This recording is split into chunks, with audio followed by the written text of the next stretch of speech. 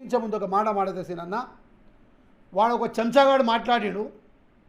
వాని స్థాయి ఏంది? మోచేతులు నీళ్ళు తాగి దొరగడిలో మోచే నీళ్ళు తాగేటోడు వాడు. అని పేరేం పేరు అన్నది? బాల్కా సుమన్.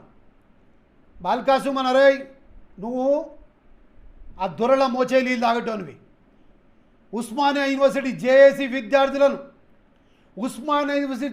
విద్యార్థులను కాకుండా ఉద్యమాన్ని తాకట్టు పెట్టిన మూర్ఖునిరాను, తెలంగాణ ద్రోహిను. నువ్వరా మాట్లాడేది రేవంత్ రెడ్డి గురించి? నీ స్థాయి ఉందా? ఎంతసేపు అలా దొరల మోచే నీళ్ళు తాగుతావు?